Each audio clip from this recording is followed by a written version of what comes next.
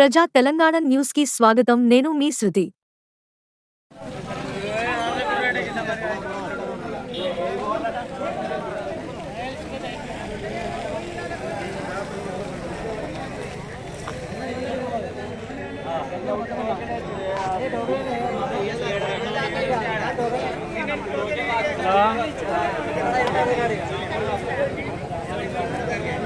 తీసుకొచ్చిన జిరాక్స్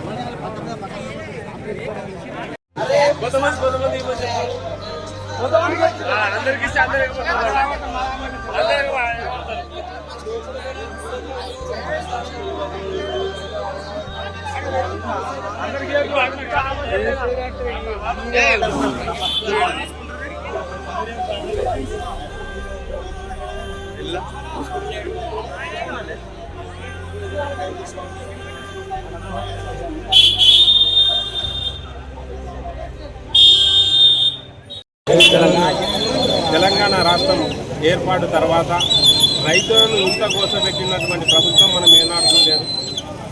ఆ రోజుల్లో మళ్ళీ వెనకటి కాలం తీసుకొని వస్తారన్న రేవంత్ రెడ్డి గారు అదే యూరియా కోసం చెప్పులు పాస్బుక్లు ఆధార్ కార్డులు జీరాక్సులు లైన్లో పెట్టాల్సిన పరిస్థితి ఈరోజు మనం మళ్ళా కళ్ళారా చూస్తున్నాం. గజ్వెల్ ప్రాంత నాయకులు గజ్వెల్లో యూరియా సరిపోయేంత ఉన్నదని చెప్పి చెప్తున్నారు. మళ్ళీ ఉంటే ఇప్పుడు రైతులు ఎందుకు ఇక్కడ పడిగాపులు కాస్తున్నారు? నేను చూస్తున్న ఉదయం 6 గంటల నుంచి ఇక్కడ రైతులు మన వ్యవసాయ ప్రాథమిక కేంద్రం దగ్గర నిలబడి ఉన్నారంటే వాళ్ళు పని లేకుండా ఇక్కడ వచ్చి కావలి కూకుంటురా, లేదా ఆ యూరియా మొత్తం మీ కాంగ్రెస్ నాయకుల ఇళ్లకు పోయి బ్లాక్ మార్కెటింగ్ చేస్తుర్రా? ఇది కేంద్ర ప్రభుత్వం ఇచ్చే నిధులతో వస్తున్నదని చెప్పుకునే బీజేపీ నాయకులు కూడా దీని మీద సమీక్ష చేసుకోవాలి. మరి మీరు సఫిషియెంట్గా తెలంగాణ ప్రాంతానికి యూరియా పంపించినట్లయితే ఆ యూరియా ఎటుపోతుందో చూసుకోవాల్సిన బాధ్యత మీది కాదా? కేంద్ర రాష్ట్ర ప్రభుత్వాలు కలిసి తెలంగాణ రైతాంగాన్ని నట్టివిచ్చే విధంగా ప్రయత్నం చేస్తున్నారు తప్ప తెలంగాణ రైతులకు ఏనాడు కూడా మంచి చేయాలనే ఆలోచన లేదు. రైతు ఆరుగాలం కష్టపడి పండించిన పంటకు బోనస్ ఇస్తామని చెప్పి ఆ బోనస్ను ఎగ్గొట్టారు. ఒడ్లు కొనే పరిస్థితి లేక ఒక్కొక్కరు 15 రోజులు 20 రోజులు కళ్ళాల పొంటి ఉన్నటువంటి పరిస్థితి మనం చూసినాం. మరి ఈ దుస్థితికి కారణమైనటువంటి ప్రభుత్వం నిలదీయాల్సినటువంటి ఖచ్చితంగా నిలదీసేయాల్సిన ప్రతిపక్ష పార్టీగా బీఆర్ఎస్ పార్టీ నిలదీస్తుంది. ఎప్పుడూ ప్రజల పక్షాన్నే ఉంటుంది. మళ్ళీ కేంద్ర ప్రభుత్వం కూడా దీని మీద స్పందించి మన ఎంపీ గారు కూడా స్పందించి దీని మీద రివ్యూ చేయాల్సిన బాధ్యత ఉన్నది.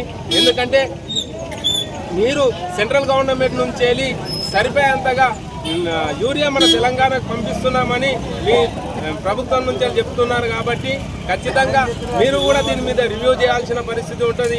ఇక్కడున్న కాంగ్రెస్ నాయకులు వాళ్లకు స్టేజీల మీద కుర్చీల మీద తన్నుకునేంత టైం ఉన్నది, కానీ ప్రజల గోసను ప్రభుత్వానికి చెప్పే టైం లేకుండా పోయింది. అయ్యా, మీరు ప్రజల మనసును గెలుచుకొని ప్రజల కోసం పనిచేయరి. భవిష్యత్తులో మీరు ప్రజలే మీకు కుర్చీస్తారు, కానీ కుర్చీల కోసం స్టేజ్ మీద తన్నుకున్నాడు కాకుండా ఇక్కడ ప్రజల కష్ట సుఖాల్లో మీరు పాలు పంచుకోండి. వాట్సాప్ గ్రూపులలోనో లేకపోతే ఇంకెక్కడనో చిల్లర మల్లర మాటలు బంద్ చేసి ప్రజల కోసం పనిచేయండి, ప్రజల కోసం మీరు నిలబడండి. అంతేగాని మీ యొక్క వ్యక్తిగత స్వలాభం కోసము కేసీఆర్ను తిట్టినంత మాత్రాన ఏం కాదు. కేసీఆర్ సూర్యుడు లెక్క, ఆయన చేసినటువంటి పనులు ప్రజలందరికీ తెలుసు. గజ్వేల్ ప్రాంతంలో ఉన్నటువంటి రైతాంగం ఏనాడు కూడా నష్టపోవద్దని గజ్వేల్ నడిబొడ్డులో ర్యాక్ ప్యాంటును నిలబెట్టిండు. ర్యాక్ ప్యాంటులో వచ్చినటువంటి యూరియా మీరు మన వ్యవసాయదారులకు ఏ నెలలో ఎంత అవసరం పడుతుంది, మన ప్రాంతంలో వ్యవసాయ రైతాంగం ఎంత సాగుబడి చేస్తున్నది ఆ రికార్డు తెప్పించుకొని మీరు యూరియా మనకు ఎంత అవసరమో కేంద్రానికి నివేదిక పంపించి ఉంటే ఇప్పుడు ఈ గోస ఎందుకు రైతులు పడతారు? అప్పుడు లేనటువంటి యూరియా గోస ఇప్పుడు ఎందుకు వచ్చింది?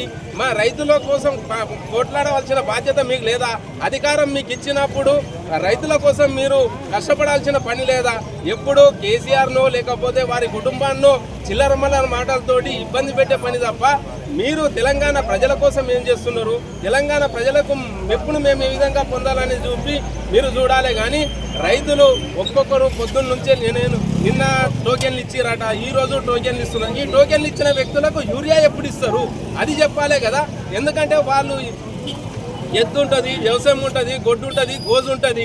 వీటిని అన్ని ఇడిచిపెట్టి వచ్చి మీ దుకాణాల కాడ ఇక్కడ వాళ్ళు ఎన్ని రోజులని కావాలి కూకుంటారు. వాళ్ళకి మిగతా ఎందుకంటే మిగతా వారి లెక్క రైతు యొక్క ఘంటాపదంగా ఎలక్షన్ల ముందే చెప్పారు. టీఆర్ఎస్ పార్టీని పోగొట్టుకున్నట్టయితే, గులాబీ జెండా పార్టీని పోగొట్టుకున్నట్టయితే మళ్ళా ఆనాటి రోజులు వస్తాయి. ప్రజలు అరిగోసపడే కాలం వస్తుంది. ఈ కాంగ్రెస్ నాయకులు ప్రజలను కాల్చుకొని తింటారని ఆ రోజే కుండబద్దలు కొట్టినట్టు చెప్పారు. ప్రజలు మోసపోయారు, ఆ హామీలను నమ్మిరు. హామీలను పక్కకు పెట్టి కనీసం రైతులకు ఇచ్చేటటువంటి కనీస అవసరాలు కూడా తీర్చలేని ప్రభుత్వం వచ్చిన ఈ దద్దమ్మ ప్రభుత్వం వచ్చినందుకు సిగ్గుచేటుగా అనిపిస్తుంది. చేయాల్సిన పరిస్థితి ఉంటుంది. తెల్లాలేస్తే వాళ్ళు వాళ్ళ వ్యవసాయ పనుల మీదనే పోతూ ఉంటారు. నీ దుకాణాల కాడనే రోజుల తరబడి ఈడ ఉంటే ఆడ ఉన్నటువంటి గొడ్డు ఎడిపోవాలి, దాన్ని ఎవరు కాయాలి?